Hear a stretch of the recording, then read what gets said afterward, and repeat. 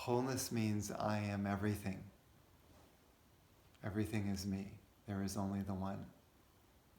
I am infinite. I am above and beyond. There's only the self. That's Purnat. So it's a state of consciousness which represents all that is. On this earth, a very, very rare state to find. Rather extraordinary, even amongst the greatest yogis on the planet. I have visited many spiritual teachers. Sometimes they touch their hand on top of your head and you faint and go into some sort of trance, or you experience some sort of kundalini rising or something like that, some sort of mystical experience. But rare it is to find a being who is truly merged with the whole. My guess, maybe a handful of spiritual teachers on the planet that are in that state. Maybe a handful. And those beings represent the entire path. So if you want to talk about Christianity, Buddhism, Sufism, Islam, whatever, Reiki, whatever path that you can think of, the Purna path encompasses all.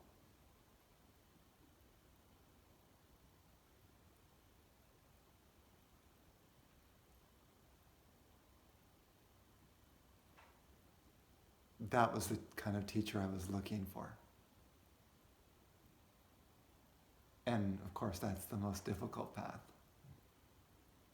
Because you have to overturn every issue that you have in your being to find the truth. You cannot leave one stone unturned. You must find all of your delusion, all of your negativity, and shed light upon it. And everything must be consecrated to divinity. All one's actions, words, thoughts must be pointed toward God. So, how many people have that kind of obsession? We're involved in worldly things. That's the nature of this world. It's hard to focus on the divine all the time. Concerned about relationships and money and all the sort of basic things, and we get caught in so many of these things that we totally forget about God. So for me, I gained an obsession. It was started in 2006. I kind of have an obsessive mind in the first place. So whatever I would focus on, I would put everything into it. I used to be a very avid runner. And also I'm very into academics, And then all of my energies at some point went into, I want to know what is divinity. And of course, when I align with that, then the teacher comes to you. You know what I mean? Like when you know what you want, then the teacher appears. That's how it works. It's not like you go find the teacher. They come to you. When you know what you want, the teacher finds you. It's like, or you could say the teacher draws you. Now, why do you need a teacher? Many people would say, I'll just do the spiritual path by myself. If that were the case, why would you even be here? Why would you even attend a spiritual gathering if that was your belief? Because there are teachers on the planet that have particular transmissions that you're looking for, that you want to imbibe and connect with and learn from. That's a teacher. So generally, we don't do it by ourselves, or just by typing in on YouTube and saying spiritual realization and then expect to progress. We learn from our teachers. So in 2012, then I renounced my old life. I was running a financial planning business, as you know, and then left all of that to focus more of a monk life, where every day I could point my mind and my emotions towards God. And even on today, it's still happening. More and more is getting on board. Now, what is the mystical path? The mystical path is a transmission. Some people call it, you were mentioning this idea of Shaktipat. There's a mystical transmission that occurs. It's invisible. That's pretty much what satsang is. It's a gathering in which you receive a mystical transmission, invisible. And all you have to do is be open to the transmission and feel it. And it will arise in you, and you will experience it as your reality. And that mystical transmission could feel like peace, love, joy, buoyancy, fire, all kinds. You can have visions. Anything could happen, but sort of magical, mystical things can occur out of being in a container of presence. And then as you open to that energy, it pushes out your darkness. It starts to clear things naturally. How easy is that? You don't have to do anything except just be. You don't have to do some exercise, you don't have to try hard. You just be. And then you take that mystical transmission and you put your focus on the energy, and it grows and builds. That's the key. You watch it arise, and you put all of your attention on it, and you get absorbed into it. And then ultimately it can totally take you over. You've seen people go into kind of like a trance. You disappear into the energy. You become it. And then it's so profound that you feel its infinity. That is what you could say the ultimate result of tuning in or connecting in or diving into the energy. Because each of the transmissions that I'm introducing are a doorway into infinity, where you disappear as an individual person with a location somewhere on earth, and you feel yourself pervading all of existence. You are everywhere and everything, no longer in some body as an entity. So then you end up breaking the normal conceptions of humanity, which believe in individuality, of I have a location as a person and a place and you know what I mean? Like that's a very limited perspective of life. We're here to dive into the mystery beyond this thing, which we've put so much attention in grooming. But you were talking about, like, how do I look? How can I look prettier? How will people like me? All the self-referencing as a human. When those insecurities go away, who are you? Because those are all your identities, are they not? when your identities fall away, you're like space, infinite space. And is there any fear or disappointment or sorrow in that? No, because you're space. Right? So then life is such a joy. So wonderful to just live. Because it's like you're invincible. No one can insult or attack space. There's no place to land. Do you see what I mean? If you've got a psychological thing going, then someone's psychological attacks can attack your psychology, and you can get hurt.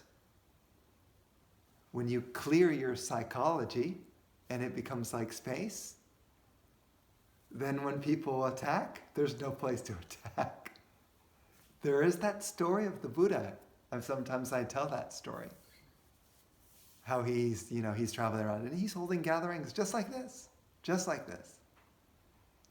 One town he goes into somewhere in India, and they all these people hear about him, and he's really famous, and by that time everyone starts surrounding him and sitting down, and then the main teacher of that town, the spiritual teacher, hears that the Buddha has come. He says, "How dare that Buddha come into my town? These are my students." So then he comes and he sees the Buddha sitting peacefully in this field talking to people. And he comes and he immediately starts giving him a tirade for like 30 minutes. And after 30 minutes of just attacking, verbal abuse, the Buddha's just like totally at peace, completely unaffected. And then the man said, "Why are you not reacting?" He's so disappointed. And the Buddha says, "Because you're trying to give me a gift and I'm just not receiving your gift. And because I'm not receiving it, the gift remains with the giver." In the case of the Buddha, there's no one there. That's the true mystic. So you can't attack space. You can try to fight, and it's like punching air. Is the air going to hurt? Is the air going to go, ow? Right? Just like that. Your consciousness can be like that. And then you go into the most difficult circumstances, horrible viruses, earthquakes, fires, devastation, the most difficult tasks to figure out. And you're just absolute peace. None of it affects you. There's nothing to lose. Now, if you're holding on to something, yeah, of course there's something to lose. So you're going to be nervous. Am I going to get it right? Do I know enough? Do I have enough knowledge? This is going to be hard. What's a person going to say if I mess up? None of that. You are free. If you think about that, that can be applied in all of life. And people will be happy to be around you, because maybe actually some people might be irritated. Why are you so peaceful?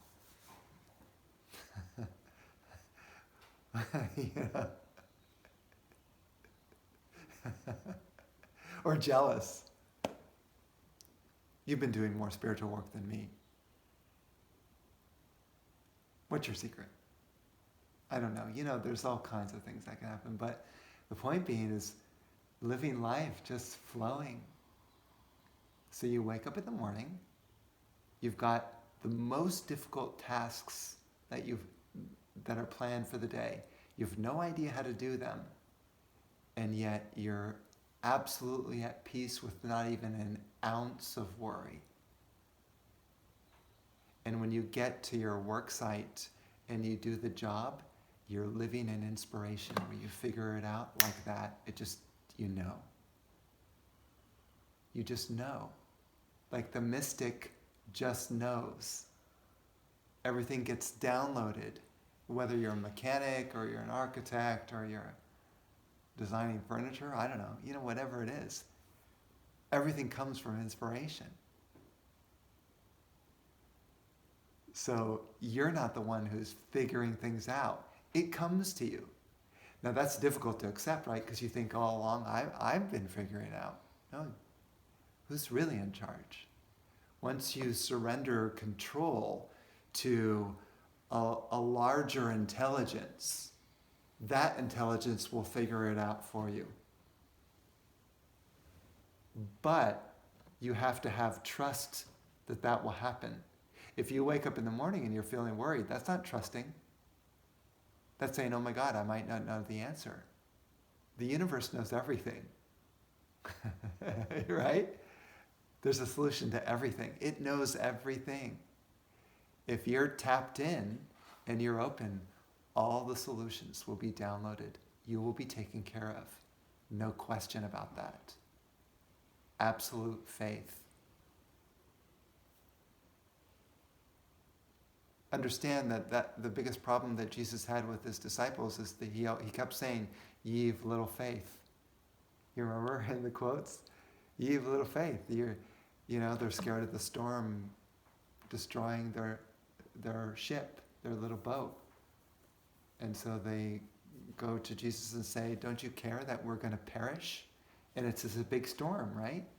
And he's just relaxing at the bottom of the boat, so relaxed. And this is a huge storm.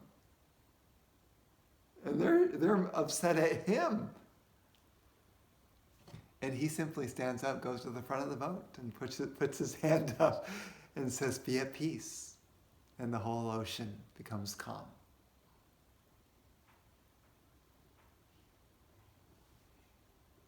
This is my point. Life is like that. You wake up, instead of being terrified of whether you can do the task, the so-called storm that hits your boat, Jesus is saying, "Ye of little faith." All the answers will come to you. That's why I never plan a talk in front of a church or a gathering. It could be 500, 5,000, 10,000 people. I wouldn't plan the talk. It's faith.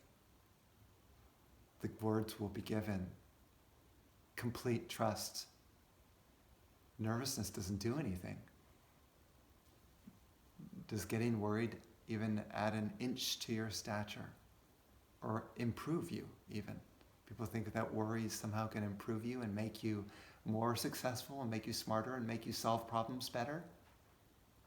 Not at all. It actually clouds your mind and blocks the inspiration. You want to be open to genius, then relax, let go of worry, and trust. Even if you have to sit down and say, talk to yourself and do some breathing. But you have to recondition yourself when you wake up in the morning if you feel that anxiety. See what I mean? You have to retrain yourself because you're maybe so used to get up and being anxious about the day. Say, no, I'm going to stop that. Now I'm going to get up and I'm going to, so let me give you a simple way to immediately calm down anxiety and put you in tune with more of a more profound reality. Because we were talking about that as the breath is the key to open you up to the mystical path and to inspiration. So you can do deep breathing in and out through you can do this every day. So easy, so helpful. Deep breathing, you breathe in light, fill your whole body with the light. And then when you exhale through your nose, you exhale all darkness, all negativity, all worry, all concern, all fear, all bother, everything. Then you inhale deeply again, and you just fill your whole body with light. So we'll try it again. We'll just keep doing it, and then we'll stop, and then you can notice kind of the effect. And I'm just introducing this, and maybe you've done it before, but just because it's such an easy thing to do every day, and it could be a 5-minute practice. It doesn't have to be like this long, extended, okay, I got to sit and still my mind or something. It doesn't have to be like that. Some people have a tough time. Breath is probably one of the easiest things we can do to have an immediate connection to a deeper, more profound peace and ultimately a mystical state. So let's try it. So we'll take in a deep breath, breathing in the light. Exhale all heaviness and darkness. Deep breath in, breathing the light.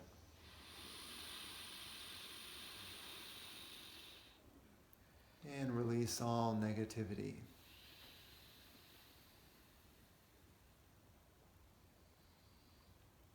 Breathing in the light.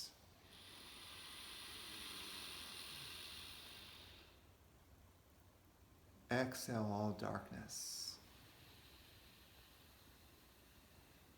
Keep doing this and keep visualizing.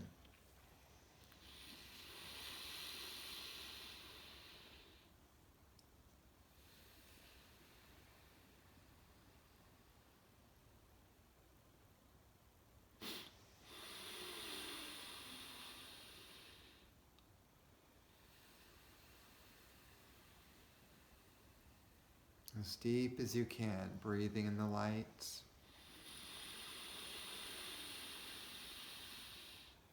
Exhale all negativity.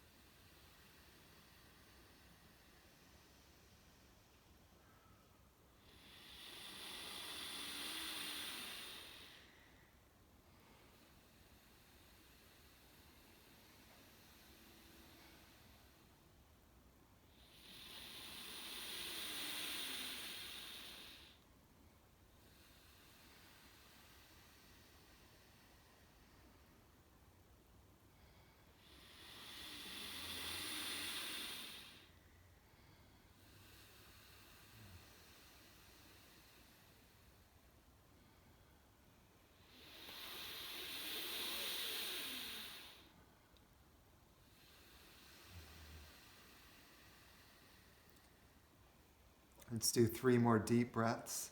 Breathing in, healing light. Exhale all darkness and heaviness.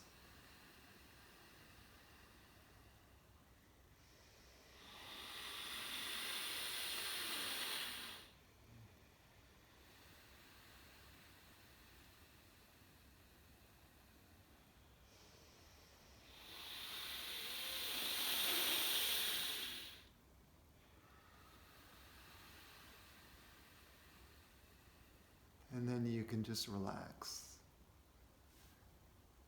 and be aware of your current state. It's nice just to watch your state of mind.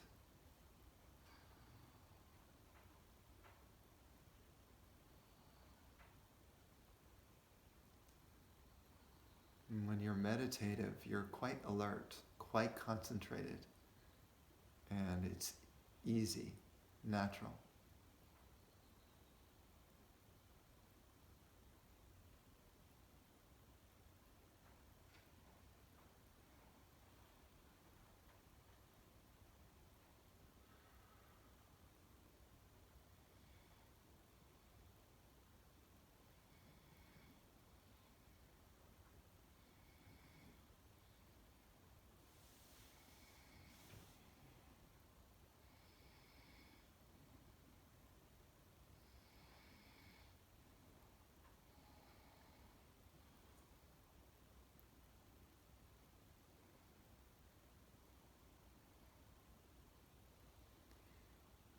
And then you can make a connection between your heart energy in your crown. This is called the Brahmarand, the crown.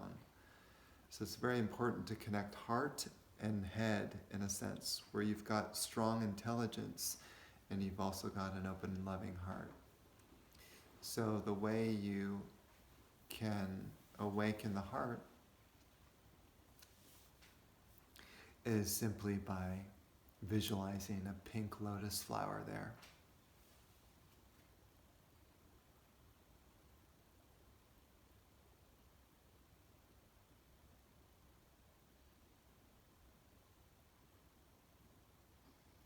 And imagine sunlight pouring into your heart and into that lotus flower. And the lotus flower opens and becomes bright as the light pours in.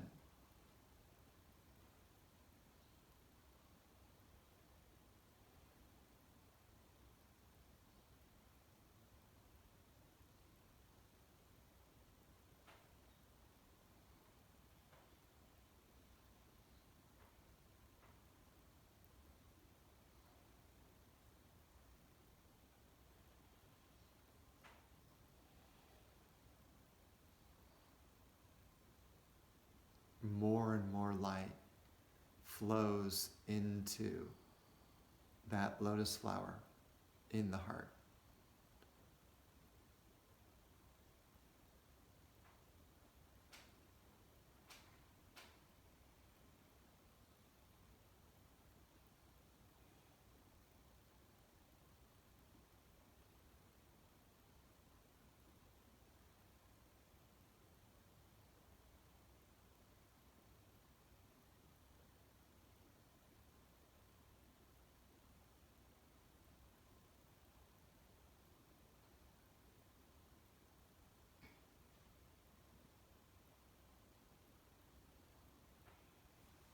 This is how you awaken the magical powers of the heart.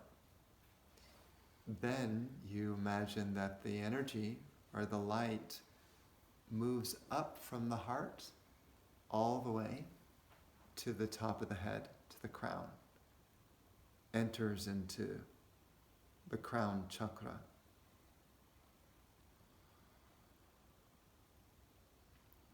And there is a white lotus flower sitting on your crown chakra. And that one has 1,000 petals. And it begins to illuminate as the light rushes up from the heart into the crown.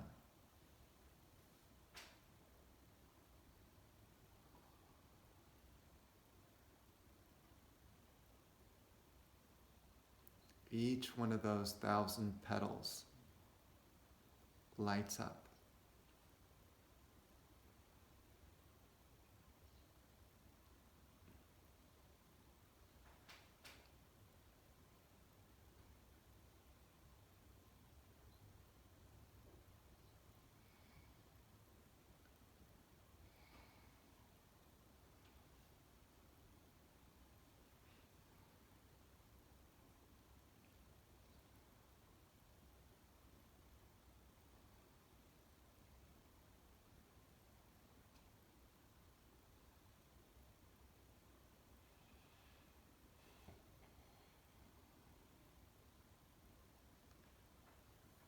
And then out of that 1,000-petaled lotus flower arises the Buddha.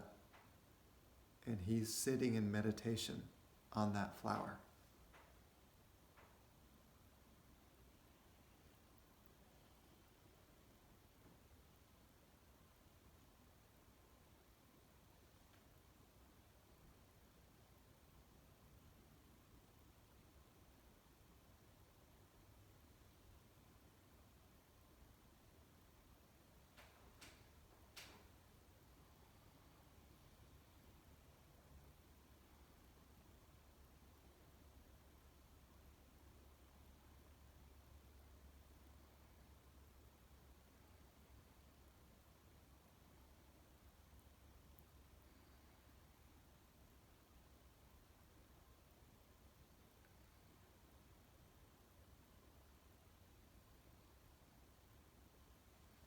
And then we release the vision and just feel the energy itself. Feel the change, the shift. Putting our attention on it. Let it draw you in. Let it meditate you.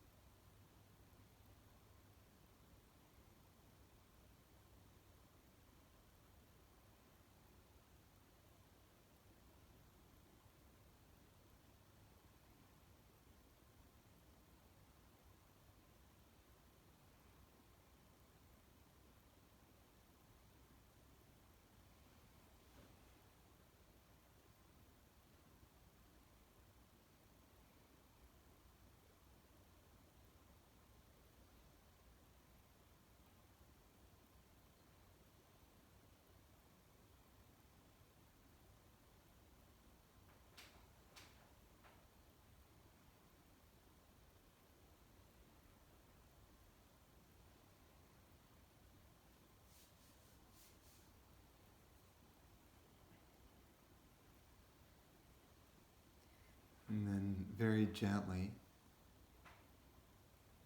bringing our attention back to our seat and the room.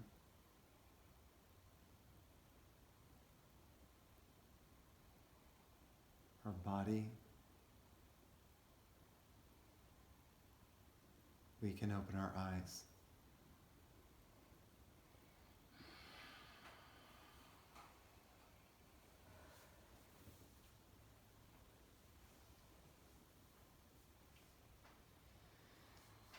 So the mystical being is not in the body.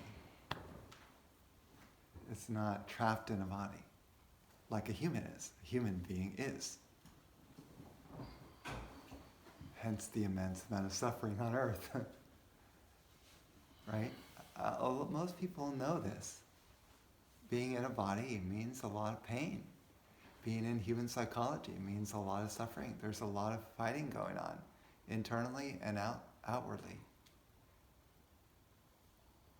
So our job then is to clear all the conditioning, all the psychological conditioning and physical conditioning. We can go the other direction too, which is feed body consciousness and feed psychology consciousness, and become therefore more dense as a human being. But that, of course, entails a lot more suffering because now you're really plugged into the world, and therefore get ready for the pain train.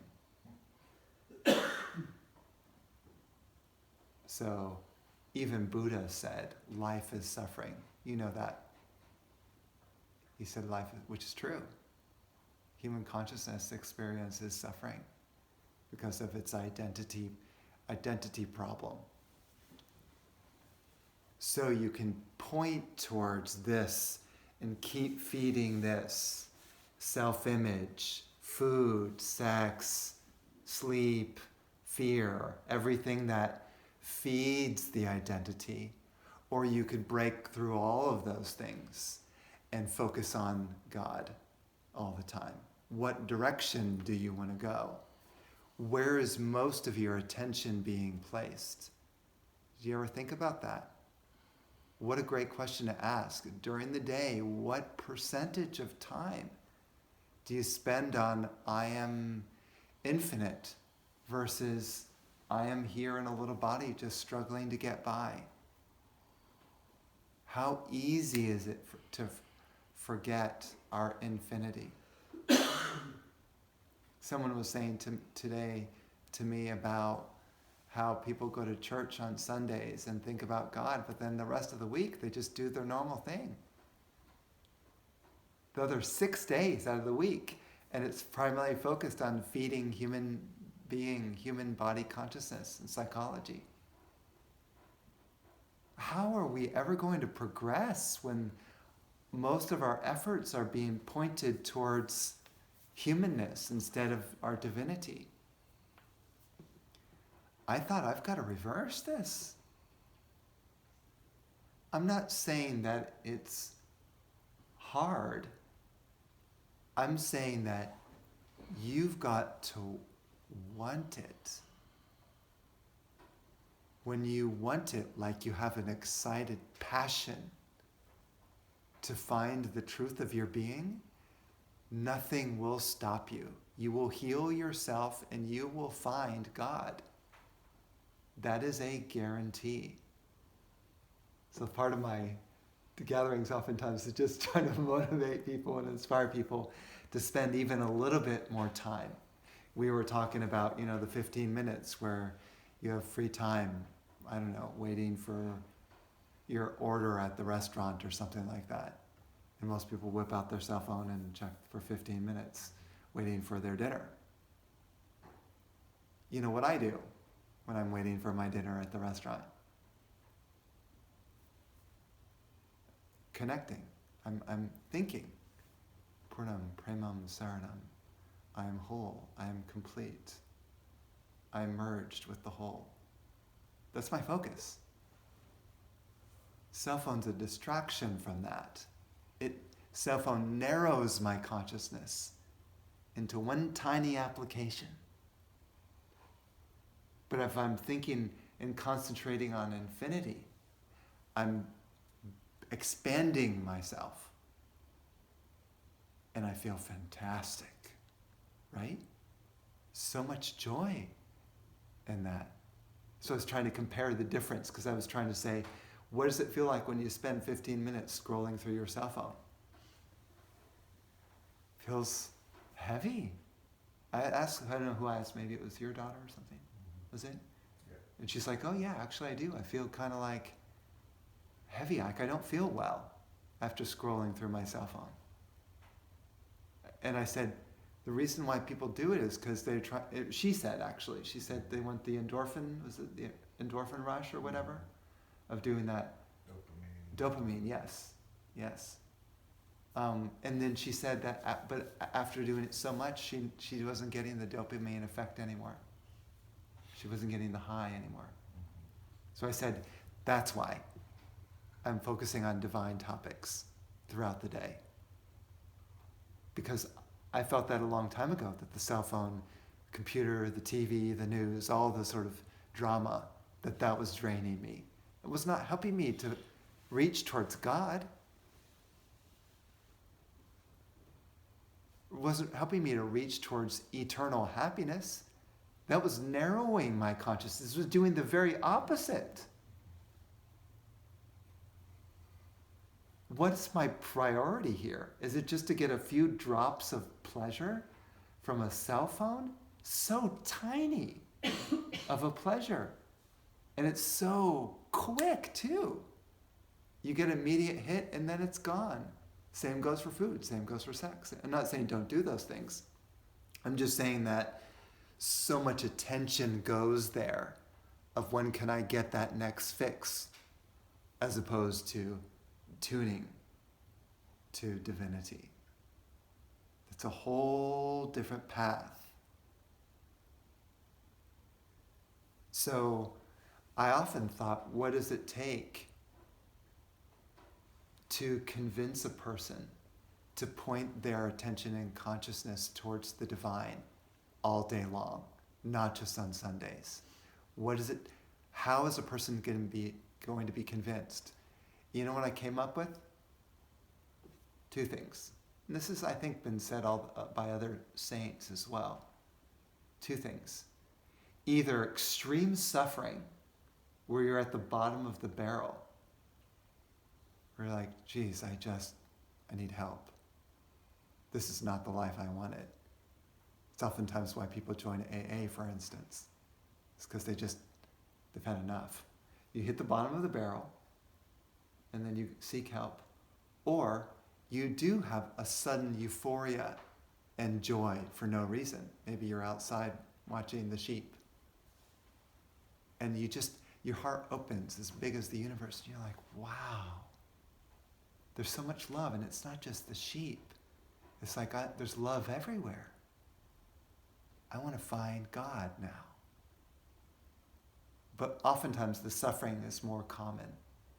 Extreme suffering, extreme pain puts you into the space of, what else is there besides this? This can't be it, this life.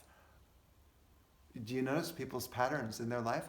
Doing the same thing every day. Getting up, making breakfast, going to work, going home, watching some TV, going to sleep. I'm not saying every single person does that, but it's a pretty common pattern. And not just this lifetime, but doing the same thing in the previous lifetime, in the previous one, in the previous one, ad nauseum. No wonder not many human beings break into the Buddha consciousness. That's why it's said that all the gods and bodhisattvas in heaven are raining down flowers onto earth when one person breaks into Buddhahood, breaks through into infinite consciousness. There's a gigantic celebration of all the great beings, all the angels, blowing their trumpets because they're so excited that finally someone broke through. Because that person worked their butt off to break through their human consciousness, because they knew the gravity of this earth is so strong. It keeps drawing you back to think about body and mind and petty things. Often things are not even really healthy for you, and you know it.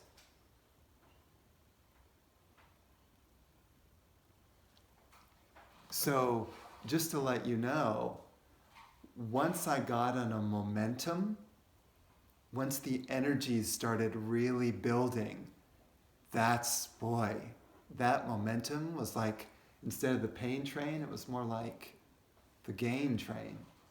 I don't know, I just made that up, but like you had to do some sort of rhyme. Now I'm on a totally different train where I have a different momentum, where now I'm going straight to heaven, so to speak. Like that's the trajectory. Everything excites me about that. And the old life doesn't mean anything anymore.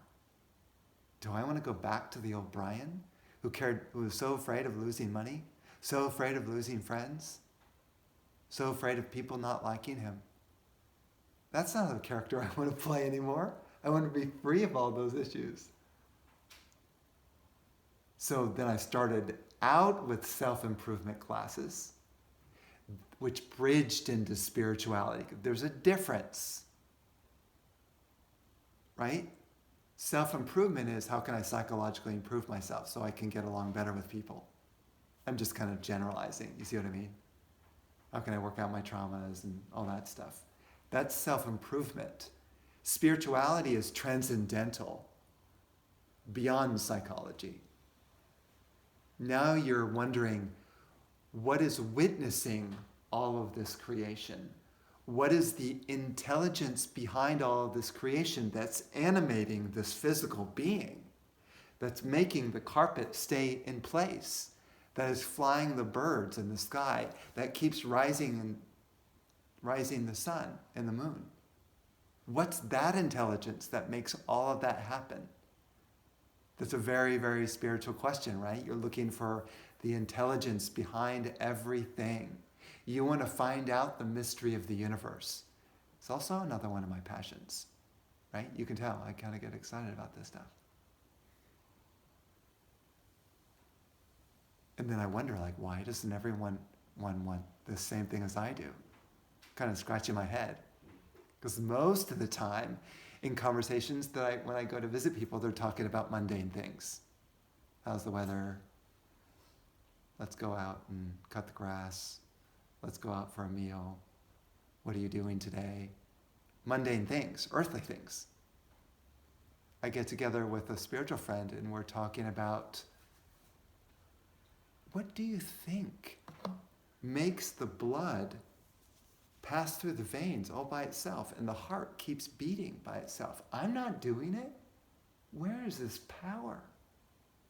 Right? So I'm thinking about divine topics instead of worldly things about how to get by on earth. I'm not saying that you don't work on functioning in the world. I'm not saying drop that. I'm saying at least spend some time really contemplating the nature of this existence and who are you really. That is spirituality. Consider how the actual reality is. There is only one infinite being. And it's doing everything, including you. Looking through your eyes, moving the blood in your veins, moving your thoughts, moving your hands, flickering the flames. It's doing everything. That's profound, is it not? You could have those kind of conversations with your friends. Could you imagine if you had a friend who would talk about that kind of thing? That'd be something. Because now you're, just by talking about it alone already helps you to break out of earthly consciousness. Because you know when a rocket explodes out of Earth, to go up into space, have you seen how much fuel it takes and the explosions? I mean, gigantic explosions to get it out of Earth. Same thing goes for here with human consciousness and breaking into divinity. You have to really think about what's going on here. Who am I? Am I infinite or I'm this tiny person? It can't be just this, what's happening here. This is massive. One cosmic being running all the planets, all the stars, and all the beings into infinity. Massive. And you are that. So stop pretending to be a person and realize you're a cosmic being. To do that, you have to break through all the conditioning. Scott is not it. Scott is a composite of childhood memories, childhood experiences, adult experiences, family, friends, past lives, all of it conglomerates into one point, and then that says it's me. And all of that is just a passing dream of Scott and all the previous lifetimes. Passing clouds through the sky, and yet you're still the sky. From Scott to sky. Why identify with the passing clouds of Scott when you're infinite sky? But see how the attention goes to, I'm curious about this Scott. And, Scott's got this thing and this thing and this thing and this thing going. So much energy goes into the Scott that the sky is forgotten. Look at the sky. Contemplate the sky. Imagine if I am all of existence. What would that be like?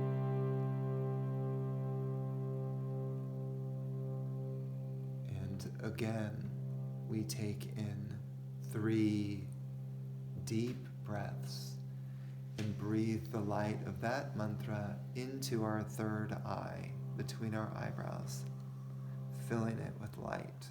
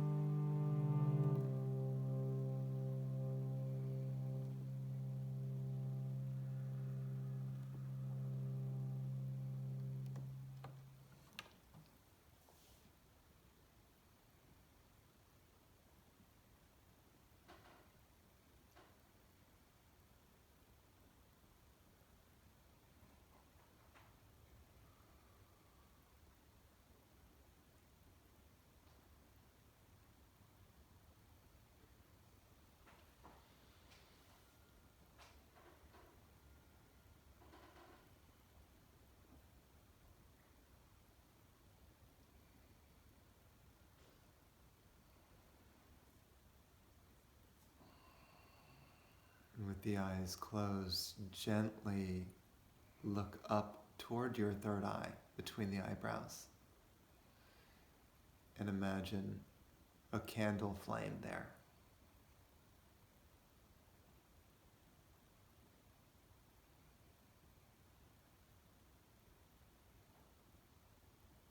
Visualizing it as clear as you can at the third eye.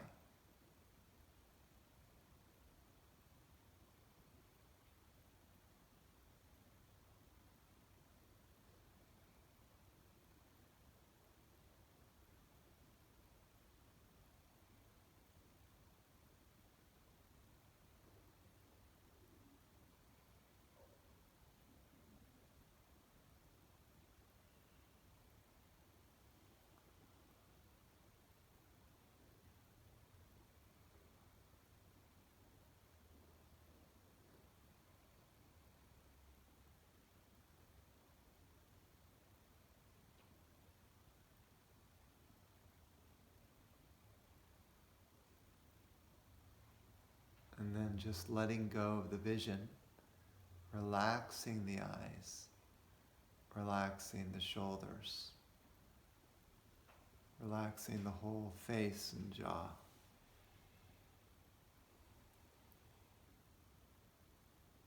Relaxing the body.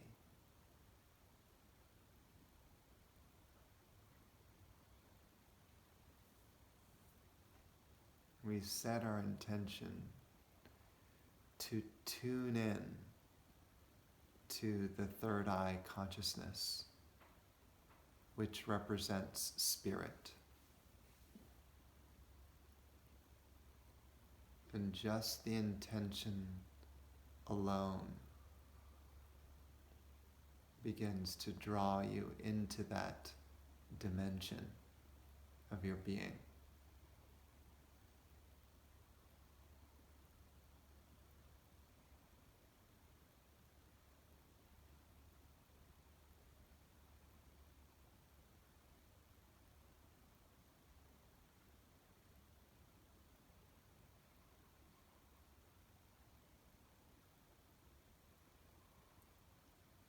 You can kind of repeat to your mind, setting the intention to tune in to the third eye consciousness.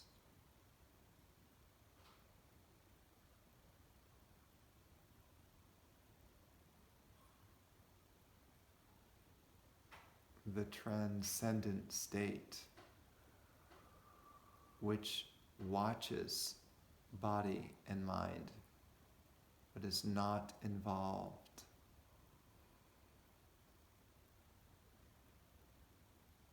The witnesser of creation.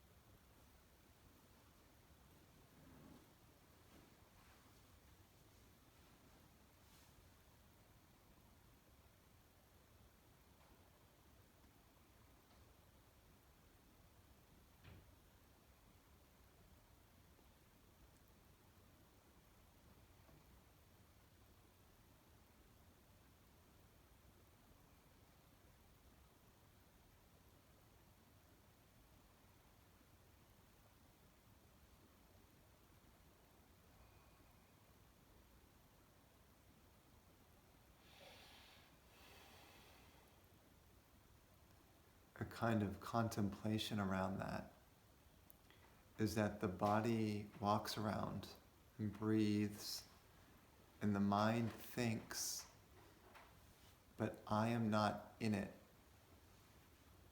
I'm not in it. That's not me. That's a manifestation of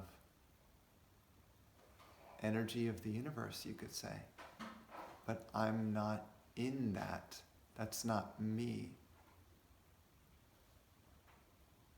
I witness the body and mind.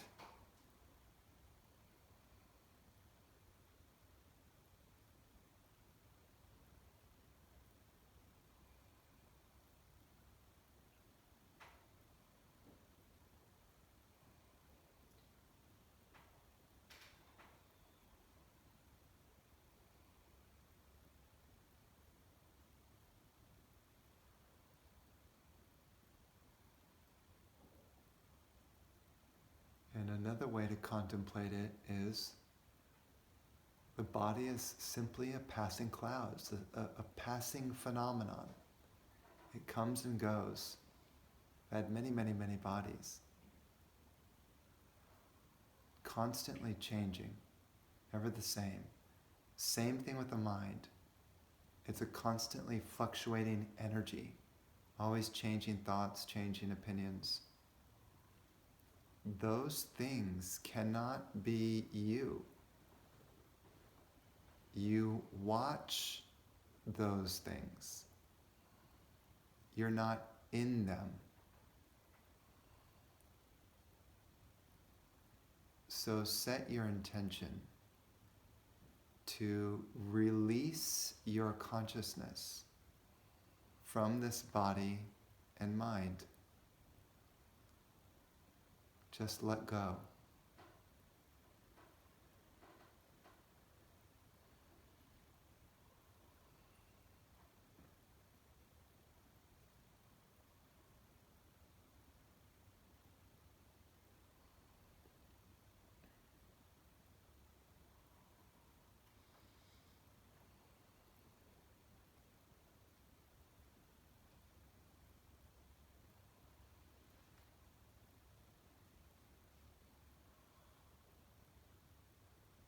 The more you loosen your grip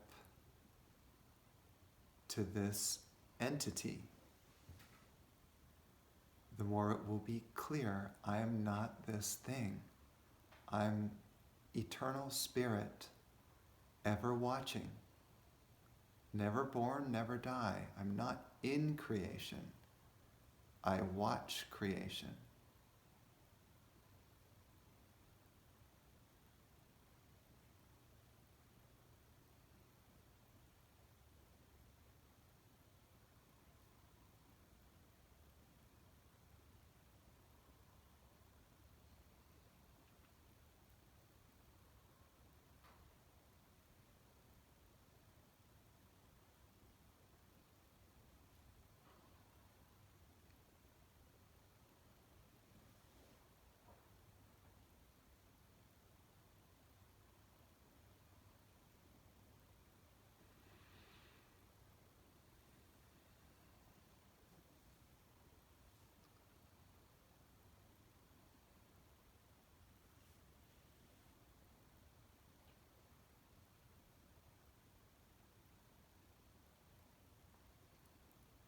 And so now we can kind of come back to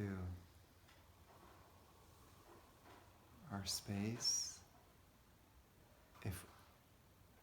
Wendy, if you want, maybe you could turn on like some of the backlights. Sure. So I can see. I wanted to, before concluding, anyone had any questions since I'm here. I don't come here that often. If anyone had any questions for me or comments regarding your experience of the meditations, what worked for you or what you resonated with and what you like. Also, it's helpful for me to have feedback. Well, for me, just that final release of this person as a human being and letting go was pretty profound. And it's the weird thing, I've gone there a few times and the disconnect happens and my lips turn numb.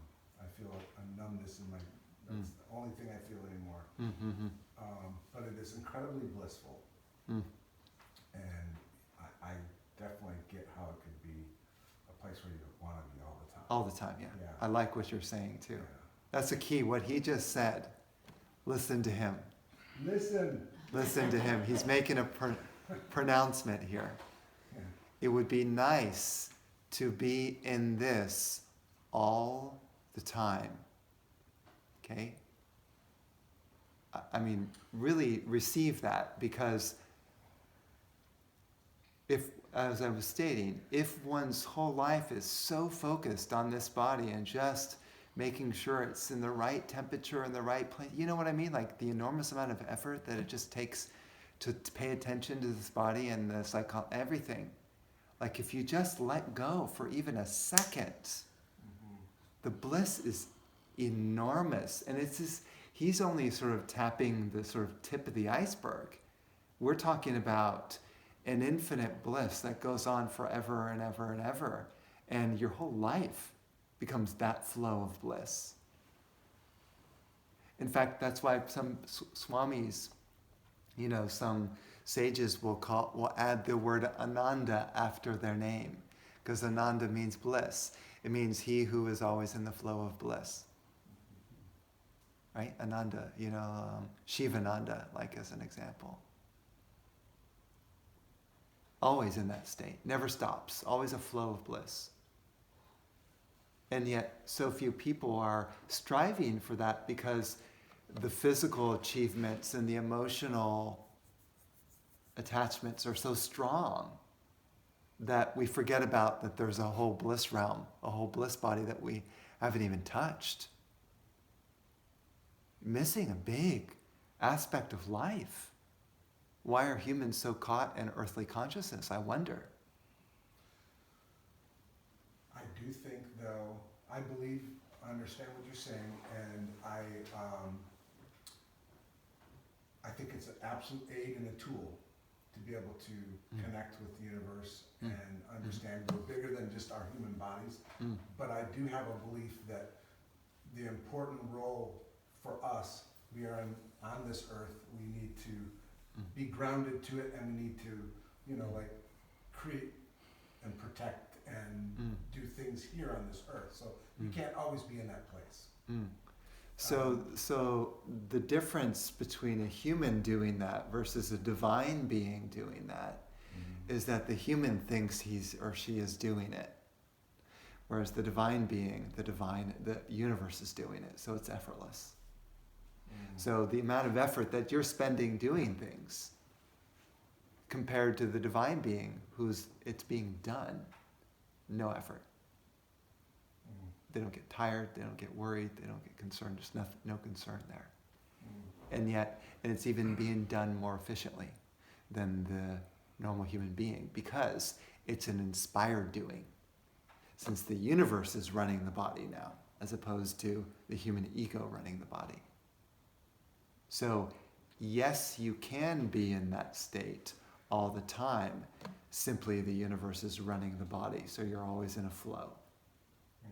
You're both in it, even Jesus said it. I'm in this world, but I'm not of this world. That's how he was describing it. He's in two places at once. So, in other words, don't limit yourself and think, oh, no, I have to so-called ground myself into this in order to make things work. No, the divine is making things work for the divine being, not the Scott. So at some point, Scott dissolves enough so that now a different force is running and thinking and seeing. Everything is being experienced totally different. And again, very difficult to explain until you're there. And I wouldn't worry too much about I'm going to not be grounded enough in order to get tasks done. Just know that every time you do a spiritual practice, you're coming closer. You don't have to figure out what is that like, or what's that going to be like, or oh my God, is my body even going to be function? Am I going to just disappear from the world or something?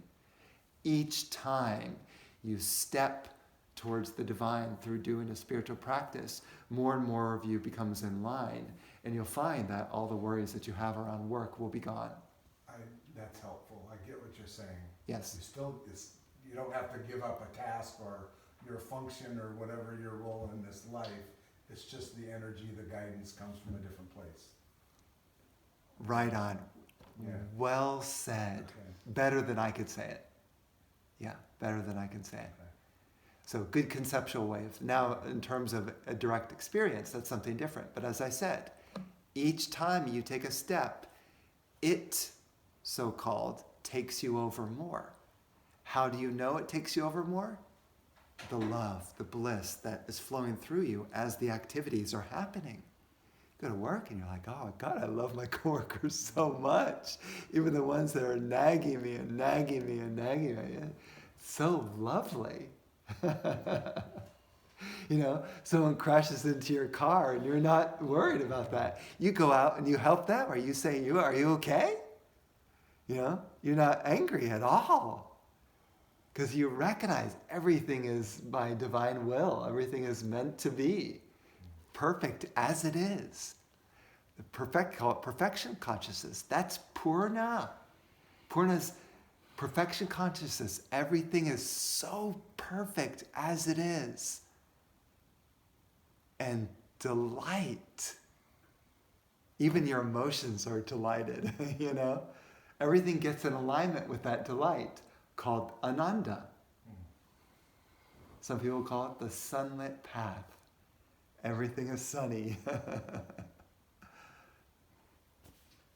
it's really nice to know that you can chop wood and carry water and still be connected with the divine. Yes, what he said. Buddha said that. Buddha said the stages of the Buddha, working hard for his spiritual path, and suddenly he breaks through, and then he goes back and chops wood and carries water. Same thing he was doing before. You know, he was doing the same thing as he was doing, except something else is doing it, not you anymore. So it's effortless. It's not a struggle anymore. It's a joy. You're doing the same thing. Cutting wood, people get bored if they kept doing that their whole life. Buddha is delighted every time. It's new every time. It's exciting every time. They're looking at the wood going, this is myself. The sky is myself. The butterflies are myself. Everything is me. Wow.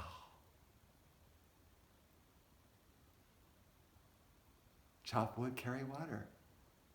No more boredom. Right? So I'm saying that this is a worthwhile path to follow. This is the point. Maybe this has ended up being the point of the whole gathering in the first place, is to really make that statement. Worthwhile. Worthwhile. Beautiful path.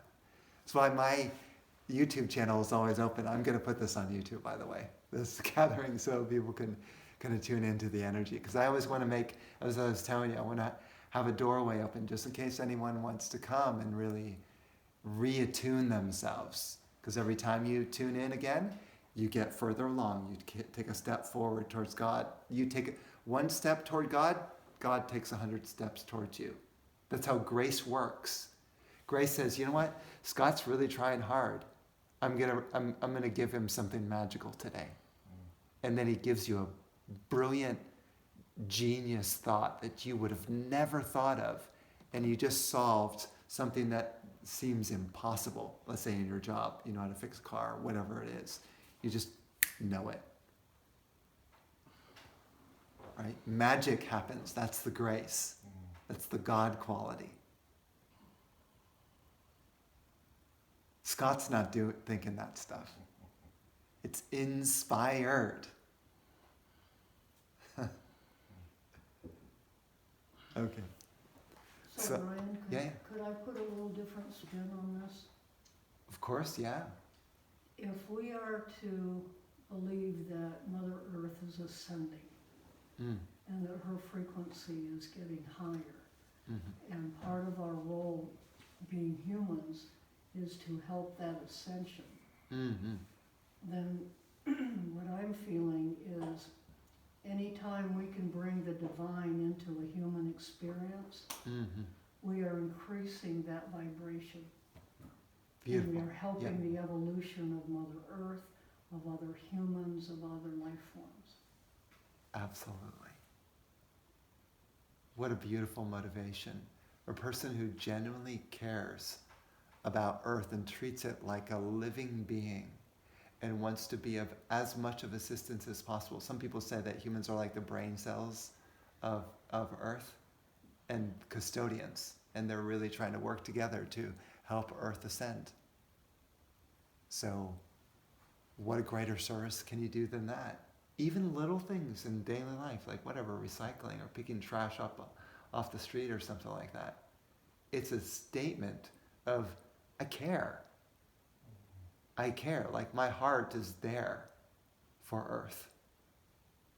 And it's also, in my thinking, just to raise my vibration, my frequency, is the assistance. Yes. Doesn't even have to be a physical act. Yes.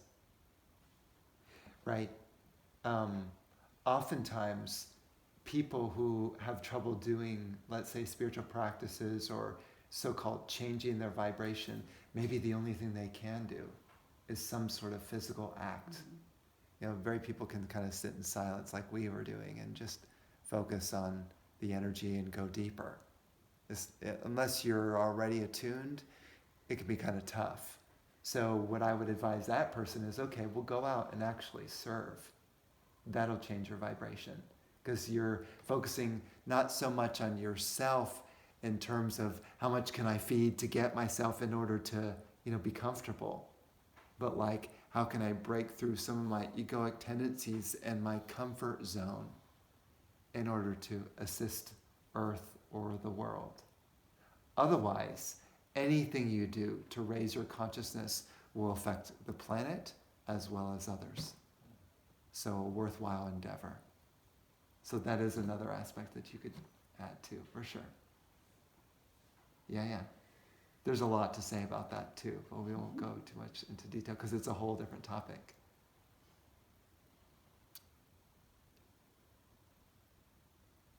I wanted to say that I appreciate Scott and Wendy for welcoming me to Lodi and making the effort to invite people and just opening up their home to this kind of gathering, because I consider it very sacred and very special and very important, because we're, like you said, kind of like spreading a vibration on a grassroots level where you take the energy home to your coworkers or whatever, you know what I mean?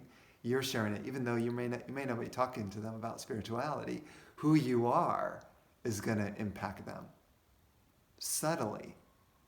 And they go, all right, I feel pretty good. Why do I feel different today? And you didn't even do anything.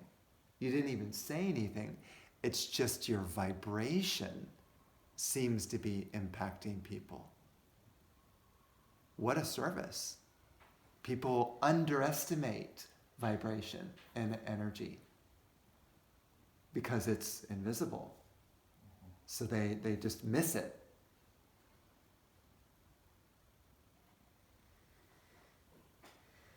Okay. So now I'll conclude.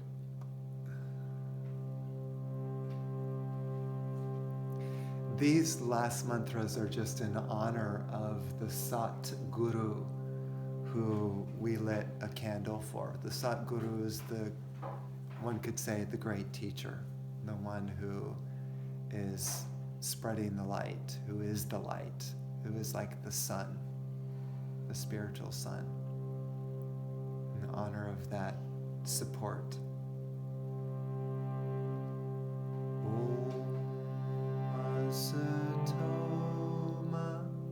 Sat Gamaya Tamasoma Jyotir Gamaya Mrityurma Amritam Gamaya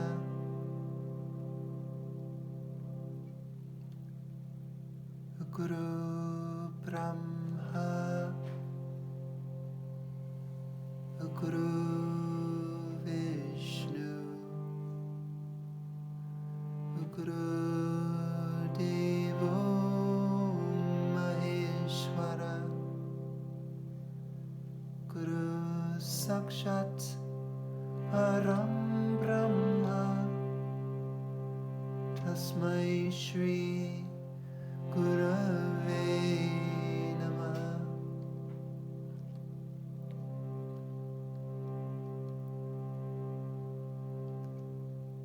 Tvameva mata Chapita Tvameva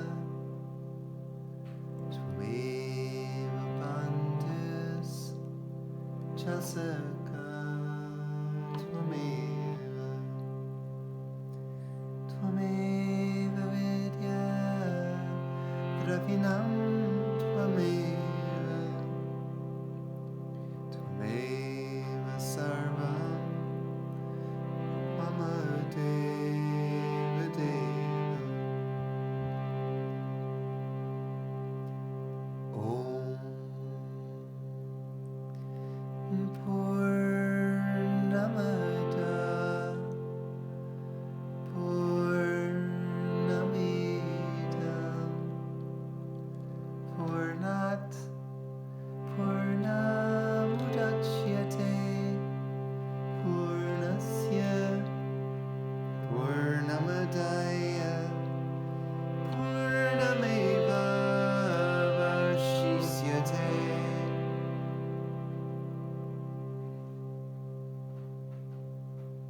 And placing our hands in prayer position in front of our heart, we'll chant the mantra Om Shanti Shanti Shanti, sending peace to all beings in this world.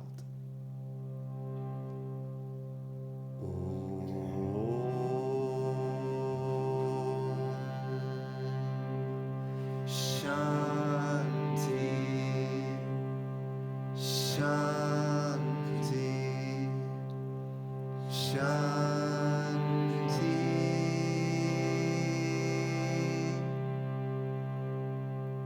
Peace, peace, peace be unto all.